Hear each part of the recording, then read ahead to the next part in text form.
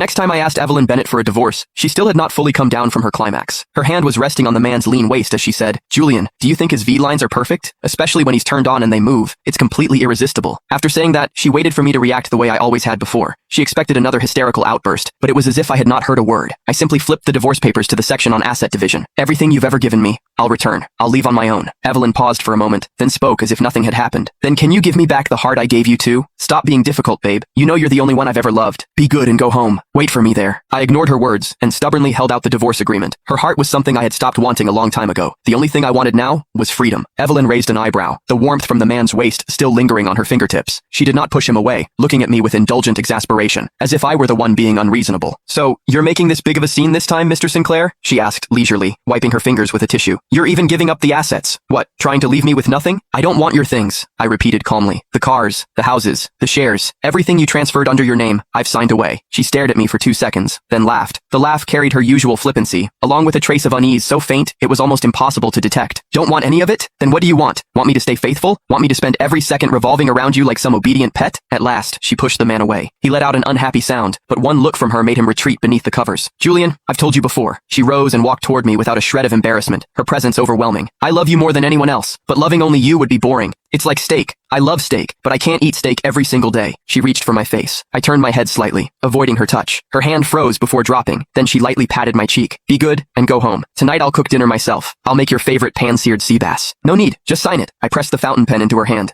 For the first time, Evelyn's careless expression faded. She stared into my eyes, searching for a crack in my composure, but found only her own unfamiliar reflection. "You're serious?" Her voice lowered with a dangerous edge. "When have I ever not been serious?" I asked. Something seemed to occur to her, and her expression shifted, but confidence quickly returned. She spread the agreement open, skipped the contents entirely, and signed the last page without reading a word. "Julian, I don't believe you'll actually leave me. There, signed." She pushed the papers back. "Don't forget dinner at Mom's tomorrow. She's been asking about you for weeks." With that, she turned back to the bed and bent down to whisper to the man, "Don't be scared. He'd never really divorce me. We've been together for 7 years. He hasn't held a job in all that time. How would he survive without me? Let's continue." I picked up the agreement and walked out. The moment the door closed, I heard the man complain softly, "Ms. Bennett, your husband is so scary." Evelyn laughed. "He can't live without me. It's been 7 years. He doesn't even have a job. How could he possibly survive on his own?" I tightened my grip on the agreement until my knuckles turned white. She had probably forgotten. 7 years ago, I was Seaport's youngest licensed senior architect. I was the one who gave up my career for her. I had absorbed too much pain, and a sharp pain twisted through my stomach. All these years, I spent my life taking care of everyone else, forgetting to take care of myself. My stomach was ruined by years of stress and neglect. I turned around immediately and knocked on the door, hoping Evelyn would take me to the hospital. Her cold laugh came from inside. "Weren't you acting so tough a minute ago? Now you're panicking? Wait, I'm not finished yet. Let me calm this one down first, then I'll deal with you." No matter how many times I knocked, she never answered again.